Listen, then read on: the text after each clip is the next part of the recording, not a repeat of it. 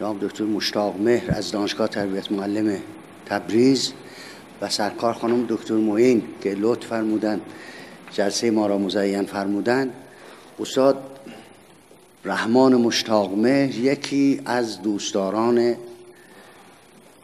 واقعی و صمیمی مولانا جلال الدین هست و من سال 86 دیوان کبیری که در انجمن آثار مفاخر چاپ کردم و خطاهایی داشت، مقاله‌ای ترتیب داده بودند که قبل از اون که در یکی از مجلات چاپ بشه به من لطف کردن فرستادن و از کارهای خیلی خوبی که ایشون تهیه فرمودن یکی فرهنگنامه رمزهای غزلیات مولاناست که این پارسال چاپ شد.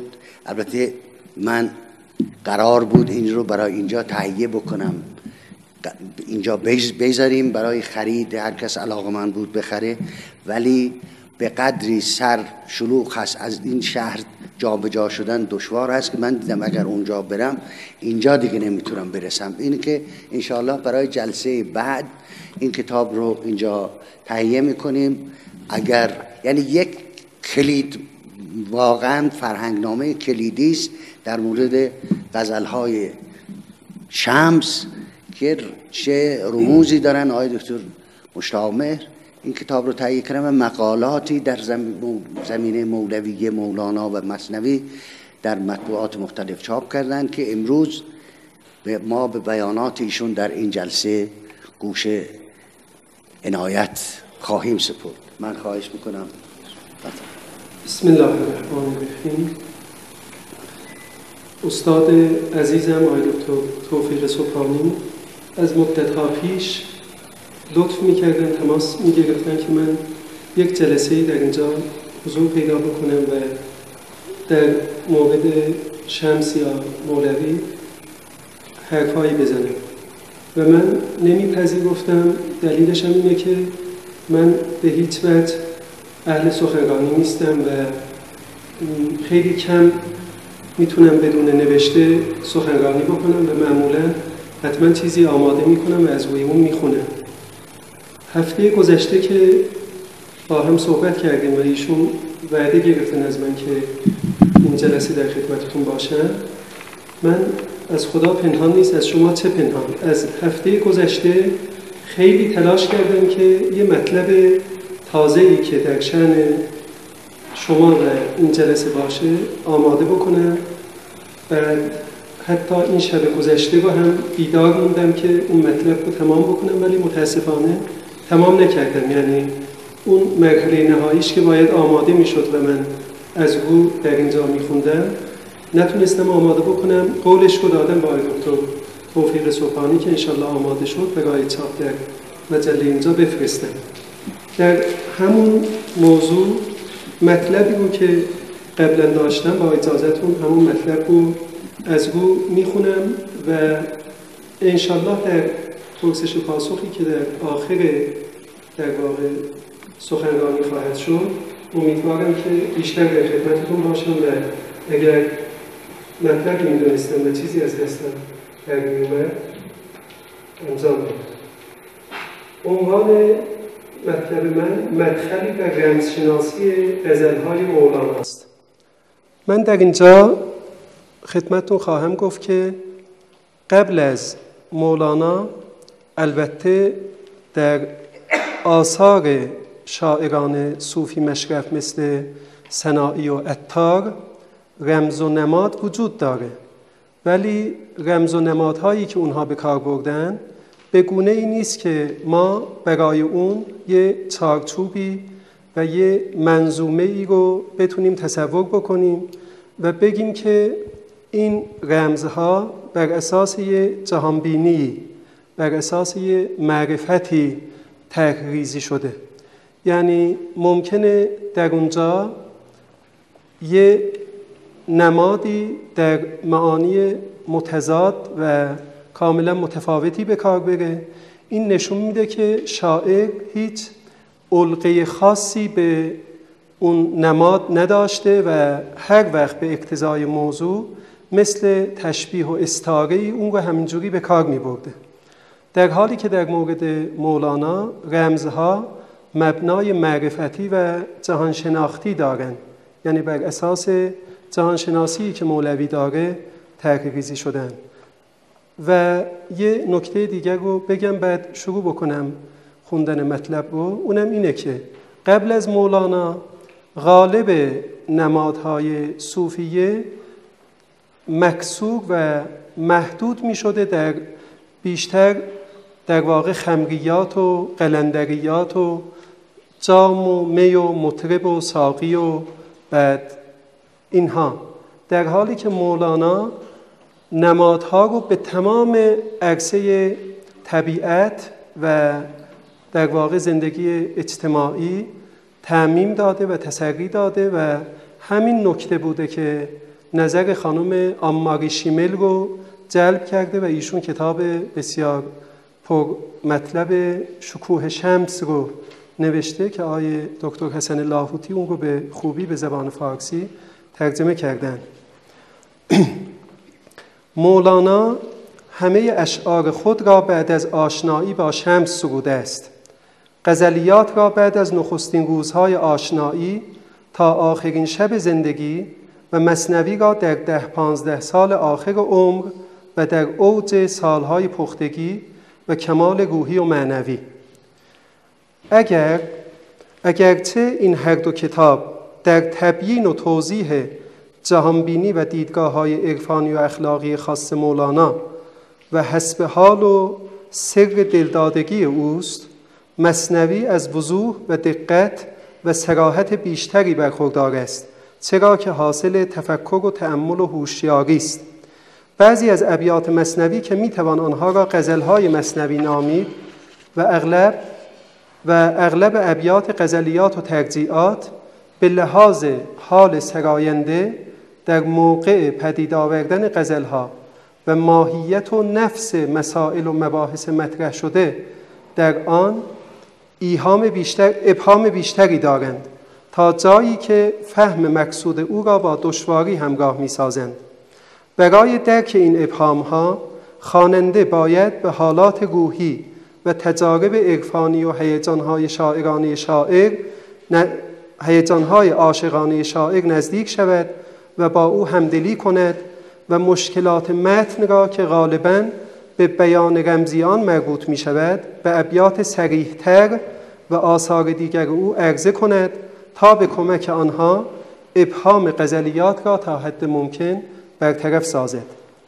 غزلیات مولانا حسب حال و بیان سر دلبردگی و دلدادگی اوست که نه در حدیث دیگران بلکه به زبانی تقریباً غیر متعارف بازگو شده است.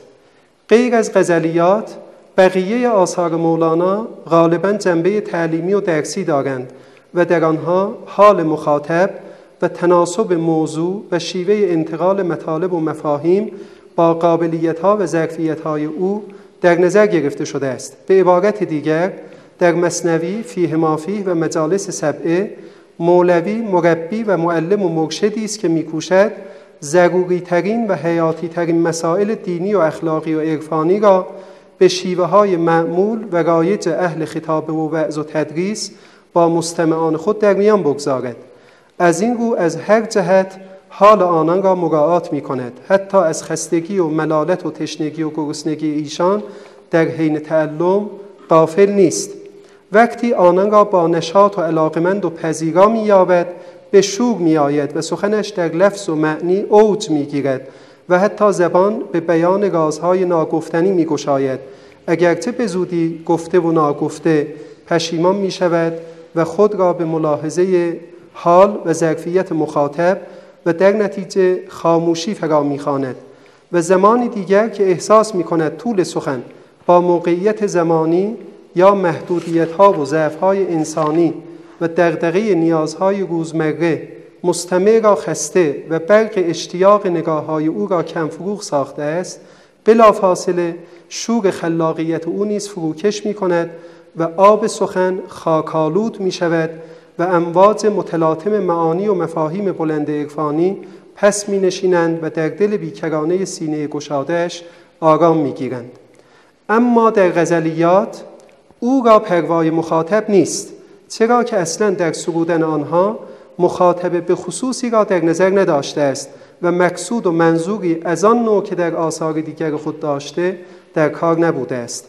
غزلیات بازتاب احساسات و عواطف و هیجانات عاشقانه و شور حال و وجد صوفیانه و دریافت‌ها و احوال عارفانه و کاملا شخصی است.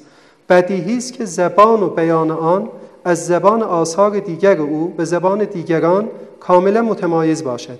تفاوت و تباین زبان غزلیات او مثلا با مثنوی گاهی به نفس و ماهیت موضوع مربوط می شود و گاهی به حال او در هنگام سرودن و خلاقیت ادبی. آنچه از مطالعه دقیق غزلیات برمی آید نشان می دهد که تا سائقه و انگیزه درونی نیرومندی در کار نبوده هیچ غزلی سروده نشده است، همچنان که پایان این غزلها نیز با شدت یافتن شور حال اولیه سراینده آن به سما منجر شده و وجد و طرب او با سما استمرار یافته است. غیر عادی بودن حال عارف در استغراق و مکاشفه و فرامنطقی بودن دریافت‌های او و بیان ناپذیری آن به زبان عادی و روزمره سبب می شود که شاعر عارف برای انتقال تجاربی از این نوع به بیان نمادین و رمزی متوسل شود.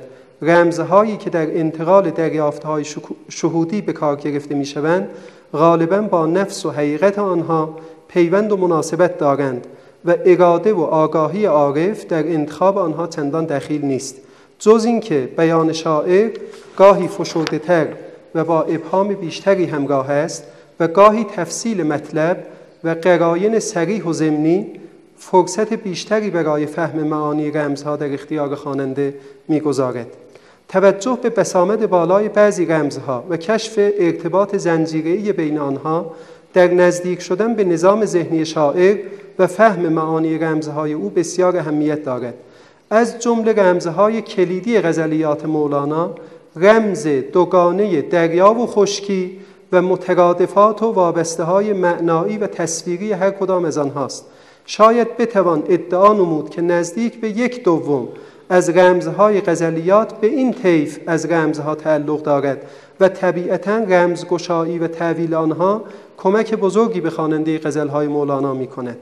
آب، دریا، طوفان، کشتی، موج، کف، ماهی، مرغابی، مروارید، صدف، سیل، چشمه، رود، جوی و ده‌ها رمز دیگر متعلق به یک طیف از این رمزها هستند که دریا و مترادفات آن در مرکز آن قرار دارند و خاک، خشکی، ساحل، مار، مرغ خانگی، سنگ و گل و ده‌ها رمز دیگر به طیف دیگری که خشکی و مترادفات آن در مرکز آن دارند متعلقند. قبل از توضیح تفصیلی معانی هر کدام از این رمزها باید به این نکته توجه نمود که تأکید بر تمایز جوهری جسم و جان اساس اندیشه و عرفان مولانا و مهمترین دغدغه فکری و عاطفی اوست. بدین سبب غالباً رمزهای دیوان او مخصوصاً رمز دریا و خشکی و متعلقات هر کدام از آنها به نوعی با این نوع جهانشناسی ارتباط دارند. بنابر معتقدات و تعالیم دینی مولانا گوهر اصلی تن آدمی را از خاک و منشأ جان او را نفخه الهی می‌داند. پس همچنان که عالم محسوسات با جسم او مناسبت و پیوستگی دارد، عالم مجردات و ملکوت نیز با جان او یگانه و پیوسته است، از آنجا که در بینش عرفانی تن آدمی فرع جان او و حتی بند و قفس و سبب گرفتاری و پایبندی او به عالم ماده و مانع رجعت او به عالم غیب یعنی عالم اصلی خیش محسوب می شود. بدیهی است که جهان آرمانی و مطلوب مولانا نیز لامکان و عدم و غیب باشد. به ملاحظه این که خاک اصل جسم و بعد جسمانی وجود آدمی است، به طور کاملا طبیعی آب رمز جان و جنبه روحانی آدمی تلقی شده است و از همینجا نطفه دو رمز مهم و کلیدی غزلیات یعنی دریا و خشکی نیز بسته شده است. با توجه به ارتباط خاک و خشکی و جسم و جهان و ماده خشکی و ساحل رمز عالم جسم قرار گرفته و درست به همین دلیل دریا و بحر و مترادفات آن که منشأ و مبدأ آب است رمز عالم جان و غیب و ذات باری تعالی که مبدأ جان است محسوب شده است. جان الهی انسان قطره آبی است که از دریای ذات حق جدا و بعد از درامیختن با دردی و خاک تن زمینگیر شده است. اکنون در زندگی این جهانی میل قطره به دریا و گرایش خاک به زمین و خشکی است. این کشاکش ناگزیر تا جدا شدن قطره جان و پیوستن او به دریای غیب و ذات باری تعالی ادامه خواهد داشت، مگر اینکه به سبب طولانی شدن دوران غربت و جدایی جان و غفلت او از گوهر و حقیقت و اصل الهی خیش به استحاله و تجسد او بیانجامد و تا اجل محتوم به اسارت تن محکوم و ناگزیر گردد. آفتاب عنایت خداوندی همواره میتابد و آب جانها را مینوازد تا رهایی آنها را از قید تن ممکن کند. جانهایی که خود را از آفتاب عنایت حق محروم میکنند افسرده و منجمد میشوند و بندهای اسارت خود را محکمتر میسازند. آشوب خرد کننده امواج مرگ که دلبستگان خاک و زندگی این جهانی آن را مایه هلاک و فنای مطلق خود میپندارند، از نظر مرد عارف نمود دیگری از لطف الهی است تا کشتی تن را بشکند و آب جان محبوس در آن را آزاد سازد. چنان که سنگ مرگ نیز تنها به سبوی جسم آسیب میرساند و آب جان از آن صدمه ای نمی بیند.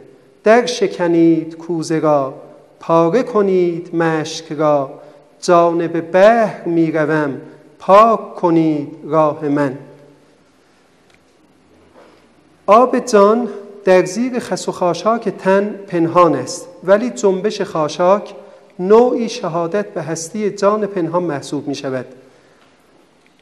ما آب قلزمیم نهان گشته زیر کاه، یا آفتاب تن زده اندر ستاره ایم. همچنان که ممکن است آب پنهان در پرده کف و خاشاک از دیده مرد ظاهربین مخفی بماند، برای مرد عارف حتی آب پنهان در دل آب جان، یعنی جان جانان حق تعالی نیز مشهود و عیان است. آب را دیدی نگر در آب. تمام هم مرد عارف در زندگی این جهانی مصروف بر آن است که غبار تن را از چهره زلال جان بزداید و قطره دور افتاده جان را به دریای غیب متصل کند. اما همت و مسئولیت او تنها به تصفیه و تطهیر خود مکسور نمی شود، بلکه کوشش در رفع آلایش جانهای آلوده وظیفه پیامبرانه اوست. ما همچو آب در گل و ریحان روان شویم، تا خاکهای تشنه ز ما بردهد گیا. بی دست و پاست خاک، جگر گرم بهر آب، زین رو دوان دوان رود آن آب بهر ما. پستان آب می خلد ایرا که دایه اوست، طفل نبات را طلبد دایه جا به جا. بر مبنای این جهانبینی عرفانی، مولانا زندگی این جهانی را گام برداشتن در ساحل دریا می‌داند، به طوری که هر لحظه ممکن است موجی از غیب فراتر آید و او را دررباید. همچنین به نظر او در بیان سیر کمالی موجودات تنها تا مرتبه خروج جان از عالم ماده و اتصال به ذات الهی میتوان سخن گفت و بعد از آن باید سکوت کرد، زیرا زبان وسیله سیر در خشکی است. خاموشی تنها طریق راه سپردن در دریاست. از جمادی بیخبر سوی نما و از نما سوی حیات و ابتلا، باز سوی عقل و تمییزات خش، باز سوی خارج این 5 و 6. تا لب بحر نشان پای هاست، پس نشان پا درون بحر لاست. این مباحث تا بدینجا گفتنی است، هرچه آید زین سپس بنهفتنی است. ور بگویی ور بکوشی 100,000 هست بیگار و نگردد آشکار. تا به دریا سیر اسپ و زین بود، بعد از اینت مرکب چوبین بود. این خموشی مرکب چوبین بود، بحریان را خاموشی تلقین بود. مولانا برای بیان حال خود در زندگی این جهانی ماهی را تمثیل می کند که بدور از دریا بر خاک می تبد و برای باز پیوستن به دریا بیتابی می کند. رمز ماهی و آب یا دریا نه تنها گویاترین زبان برای تصویر موقعیت و مناسبت جان و عالم غیب و حق تعالی است، بلکه نمایش زیبا و دقیق و پر احساسی است از رابطه عاشقانه مرد عارف با حق تعالی و اشتیاق وصف ناپذیر او برای بازپیوستن به وطن آسمانی و بازیافتن روزگار وصل خود. بی خودی و استقرار عارفانه مجال زودگذری است برای تجربه رهایی جان و وصول به حق. از این جهت رمز آب و دریا به عالم وحدت و بی تعینی که عارف در این لحظه ها شهود می کند نیز اطلاق می شود. قبل از مولانا دیگران از جمله بهاء ولد نیز دریا را برای تعبیر از غیب و عدم به کار برده است. بهاء ولد حضرت الله را به دریا و محسوسات را به کفی تشبیه و خاطر نشان کرده است که توجه و فریفتگی و دل مشغولی به کف مردم را از دیدن دریا غافل و محروم کرده است. از زیباترین رمزهای مربوط به طیف دریا رمز موج است.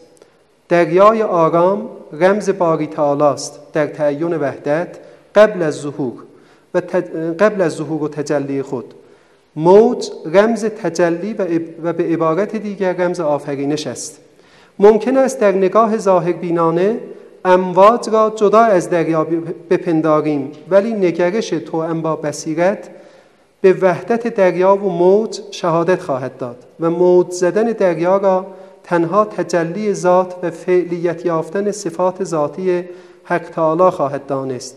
پس موجی که از دریا برمی آید از دریا جدا نیست و سجده او نیز در برابر خود چیزی نیست مگر ستایش کردن دریا خود را از زبان موج. موج برآید ز خود و در خود نظاره کند، سجده کنان کی خود من، آه چه بیرون ز حدی. جوی و سیل از رمزهای دیگر مربوط به این حوزه از رمزهاست که برای توضیح و تبیین وضعیت جان و بیقراری مرد عارف در زندگی این جهانی به کار می رود. دریای حق در ازل موج زد و هزاران جوی از آن پدید آمد و روان گشت. همچنان که مبدأ هستی و حرکت این جویها دریاست، دریا مرجع و مآب آنها نیز هست. برای جویها، رودها و سیلابها هیچ لذتی و دلخوشی فراتر از یاد و خاطره دریا و هیچ بشارت و امیدی بالاتر از پیوستن دوباره به آن نیست. مجمع روح تویی، جان به تو خواهد آمد، تو چو بحری همه سیلند و فرات و ارسی. همچنان که گفتم خشکی و ساحل و خاک آن روی دیگر سکه رمز دریاست، بدین معنی که تقریباً در برابر هر یک از متعلقات دریا متعلقی برای خشکی هست که غالباً برخلاف رمزهای طیف دریا معنایی منفی دارد. مولانا برای بیان موقعیت جان در جهان تن و عالم ماده به رمز ماهی، کشتی، مرغابی و قطره آبی که در خشکی افتاده باشد متوسل می شود و این گونه با بیانی عاطفی و تمثیلی و به زبان رمز اشتیاق و دلبستگی و وابستگی جان و مرد عارف و عاشق حق را به حق تعالی و معشوق مطلق و دریای غیب و حضرت الهیت نشان می دهد. چه بیانی رساتر از این می تواند حال بزرگمردی چون مولانا را در میان مردمی نااهل و ناهمدل و بالاتر از آن در غربت کده خاک تصویر کند که هم دلتنگی و دلسیری او را از زندگی در دنیایی که تبعیدگاه جان محسوب می شود بازگوید و هم از آرزومندی او به استقبال از موج باشکوه مرگ حکایت کند. کشتی نوح قبل از ختم میعاد و وقوع طوفان از مشتی مردم منکر و کوته‌بین چه می‌کشید؟ مرد عارف نیز در میان مردم ناجنس چنین حالی دارد. سرزنش و ناسزا می‌شنود و مورد ریشخند و مضحکه قرار می‌گیرد و بدتر از همه آن که در خشکی از کشتی چه کاری برمی‌آید جز اینکه به انتظار طوفانی بنشیند که او را به دریا، به جاودانگی و ابدیت می‌راند و از بی‌حاصلی و پوچی می‌رهاند. چون کشتی نوح هم اندر این خشک، کان طوفان است ختم میعاد. زان خانه نوح کشتی بود که از غیب بدید موج مرصاد.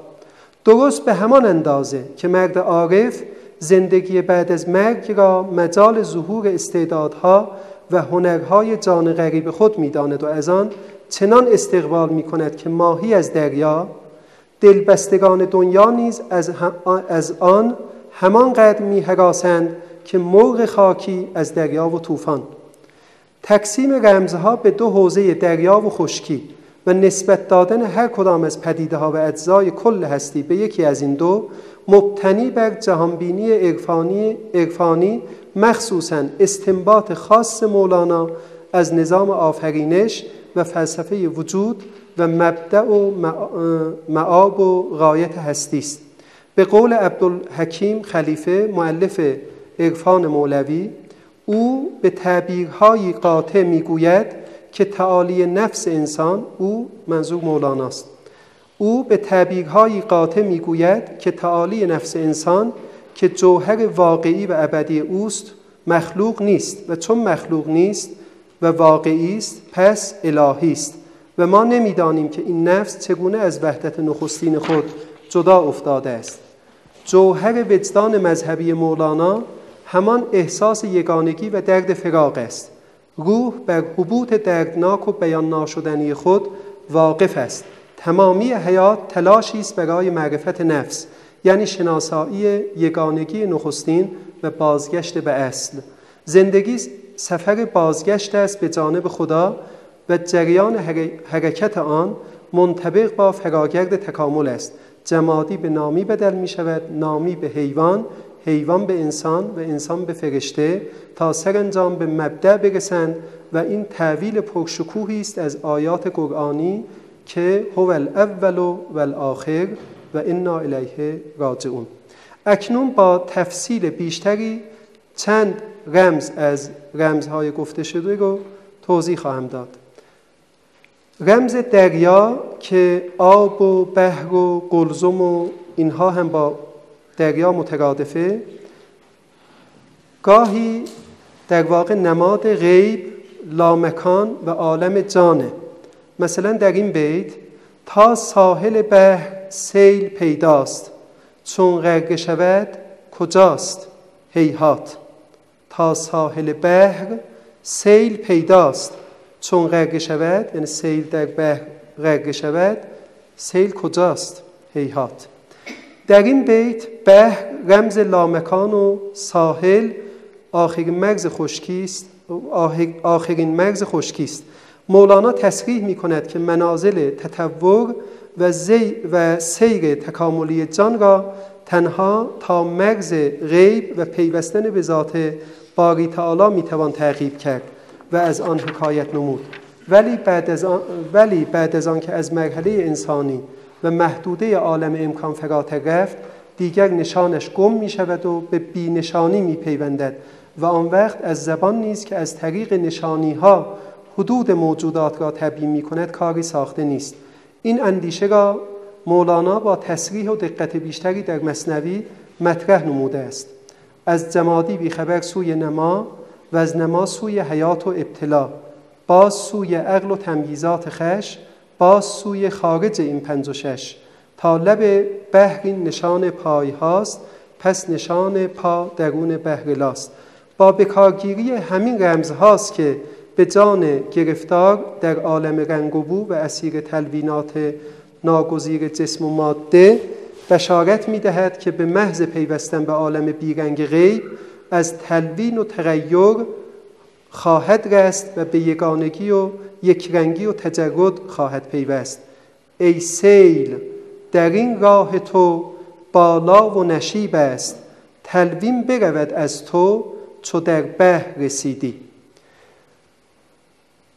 مفهوم دیگر نماد دریا حق تعالی است. مثلا در این بیت رسید آن بانگ موج گوهرافشان، جهان پرموج و دریا ناپدید است. موج گوهرافشان رمز تجلی حق و ظهور آن گنج پنهانی است که با تجلی خود عالم را از آیات خویش پر کرد، اگرچه خود از دیده ها پنهان است. همین جنبه دوگانه وجودی حق تعالی است که سخن گفتن از او را با دشواری مواجه می کند. او از یک جهت پنهان است و از طرف دیگر آشکارتر از همه پدیده های جهان هستی است. در عین بی صورتی به هزاران صورت جلوه می کند و اگرچه هر جایی است رخساره به کس نمی نماید. رخساره به کس ننمود، آن شاهد هر جایی که مال حافظه. مولانا همین نکته غریب را بار دیگر به این صورت بیان کرده است: بحری است از ما دور نی، ظاهر نه و مستور نی، هم دم زدن دستور نی، هم کفر از او خاموش شدن. گفتن از او تشبیه شد، خاموشیت تعطیل شد. این درد بی درمان بود، فرج لنا یا ذا المنن. مفهوم دیگر دریا مستی، بیخودی، استغراق و مکاشفه عرفانی یا حیرت و تسلیم عارفانه است. مثلا در این ابیات: ای در اندیشه فرو رفته که آوه چه کنم، خود بگو من کت خدایم، من خدایی نیستم. من نگویم چون کنم، دریا مرا تا چون برد، غرقه ام در بحر و در بند سقایی نیستم. در اندیشه فرو رفتن لازمه کت خدایی و به قول حافظ کار ملک است. نشانه بندگی سرسپردگی و تسلیم و توکل است. مولانا میگوید تفکر، سقایی و دریا به پیمان پیمودن و استغراق و اشراق و دریافت شهودی فرو رفتن در حقیقت مطلق و خود را به بی‌نهایت پیوستن است.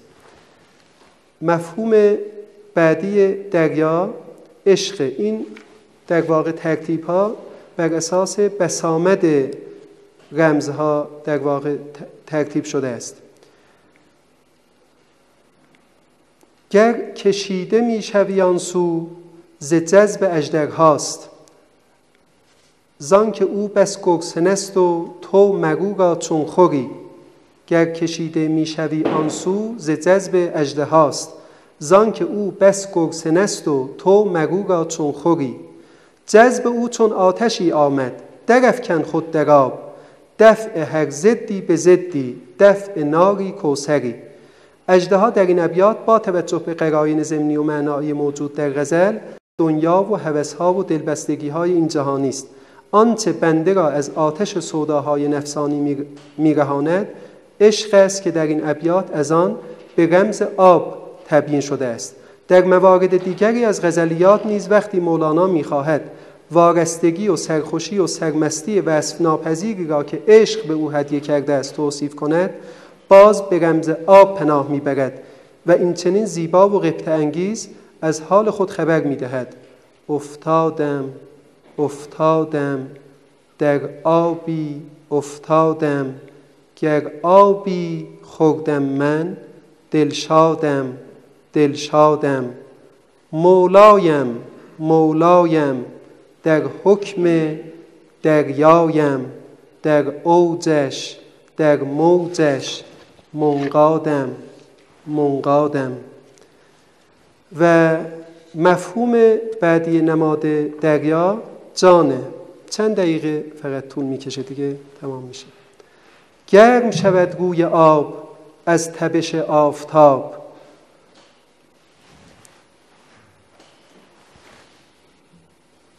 دکتر من نمیتونم بخونم عینکم نیست. باز همش بر. ببخشید من عینکم رو فراموش کردم از کیفم بگیرم. گرم شود روی آب از تبش آفتاب، باز همش آفتاب بس برکشدن در علا. بربردش خورد خورد تا که ندانی چه برد، صاف بدزدد ز درد شعشعه کبریا. این ابیات ظاهراً در بیان مکانیسم تبخیر آب است، اما مفهوم رمزی آن همان است که بارها و بارها به گونه ها و بیانهای مختلف در اشعار مولانا مطرح شده است. آب رمز جان آدمی است که منشأی الهی و غیبی دارد. حکمت الهی چنان اقتضا کرده است که جان مدتی را در فراق در کویر عالم ماده سپری کند، اما این دوری و مهجوری دائمی نیست و آفتاب لطف و عنایت حق نمیپسندد که جان یعنی پاره‌ای از هستی او تا ابد از حضرت او بی نصیب ماند. از این رو نوازش ها و مراعات های او جان را دلداری می‌دهد و آرام آرام او را به سوی غیب به بهشت گمشده خویش می‌کشاند. یک بارم خواهش می‌کنم این دو بیت رو بشنوید. گرم شود روی آب از تبش آفتاب، باز همش آفتاب برکشدن در علا. بربردش خورد خورد تا که ندانی چه برد، صاف بدزدد ز درد شعشعه کبریا. در واقع آب جان با درد تن درآمیخته، آفتاب لطف حق که میتابد آب رو خورد خورد از درد تن جدا میکنه و او رو میبره پیش خودش. در این بیت نیز مولانا با بکارگیری رمز آب از منشأ جسمانی آلایش ها و ابتلاعات روحی و طریقه تصفیه جان سخن گفته است. گل را مجنبان هر دمی تا آب تو صافی شود، تا درد تو روشن شود، تا درد تو گردد دوا. گل در واقع آب و خاکه، یعنی جسم. گل را مجنبان هر دمی یعنی اینقدر با جسمت ور نرو، اینقدر با جسمت در واقع همراهی نکن تا آب تو صافی شود. اینجا آب همون آب جانه. تا درد تو روشن شود، تا درد تو گردد دوا. علاوه بر معانی ذکر شده که متداول ترین مفاهیم رمز آب و دریا در شعر مولاناست، گاهی رمز آب واسطه بیان مفاهیم دیگری نیز قرار گرفته است که به ذکر فهرستوار آنها اکتفا می‌کنم. شمس تبریزی، معانی، حقایق و اسرار، عارف واصل، وصال و لقای حق، جمال و حسن الهی و استغنای باری تعالی. رمز دوم بعد از دریا بحری است. بحری یعنی دریایی، منسوب به بحر، که نماد عارف غیب آشناست. چون دریا غیب، بحری هم میشه عارف غیب آشنا، انسان کامل. گفته هله بحری شو و درگو مکن از دور نظاره، که بود دور تک دریا کف دریا به کناره. مولانا این رمز را به صورت صفت نسبی از بحر در معنای حق تعالی و غیب ساخته است. بحری در مقابل خاکی قرار دارد که به معنای دلبسته دنیا و محروم از عوالم روحانی است. بحری عارف عاشق و غیب آشنایی است که برای وصول به مقصود خویش که وصال حق تعالی است به استقبال مخاطرات و تلخکامی‌های طریقت و طریق عاشقی می‌رود و در نهایت مروارید وصال را صید می‌کند. گاهی ممکن است بحری منسوب به بحر در مفهوم استغراق و سرمستی عارفانه باشد. مثلا در این بیت: دانی که بحر موج چرا میزند به جوش، از من شنو که بحریم و بحر اندرم. یعنی همین لحظه در حال استغراقم و بحریم یعنی مستغرقم. با آشنایی به مفهوم دقیق این رمز و حوزه مفهومی آن در ذهن و زبان مولانا بهتر میتوان مقصود مولانا را از رمز بحری در توصیف دیدار با شکوه طبیب غیبی و پادشاه که ملک دنیا بودش و هم ملک دین در نخستین حکایت مثنوی دریافت. دیداری که بازسازی ناخودآگاه ذهن مولانا از صحنه دیدار خود او با شمس تبریزی است. آن طبیب غیبی که آمد تا کنیزک جان مولانا را از دلبستگی به زرق و برق زرگر نام و ناموس و فریفتگی به علوم مشتری پسند مدرسی و تعلیمی آزاد کند و به عشقی بزرگتر، ماندگارتر و ارجمندتر گرفتار سازد. شه به جای حاجبان فا پیش رفت، پیش آن مهمان غیب خیش رفت. هر دو بحری آشنا آموخته، هر دو جان بی دوختم بردوخته. گفت معشوقم تو بودستی نه آن، لیک کار از کار خیزد در جهان.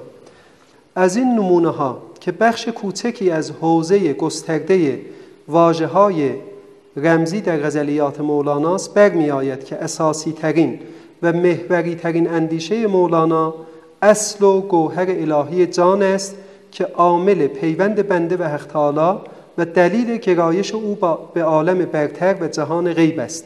از آنجا که بیان وحدت گوهر بنده و حق تعالی و کیفیت ارتباط آن دو و اتحاد غایی جان با او امری فرامنطقی و خارج از ظرفیت و حدود الفاظ است، شاعر عارف به ناچار به بیان نمادین و رمزی و استعاری متوسل می شود اگرچه ممکن است در استحاله حقیقت به رمز و تعبیل آن بخشی از معنا فدا شود.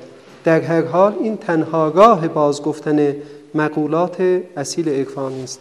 خیلی معذرت میخوام که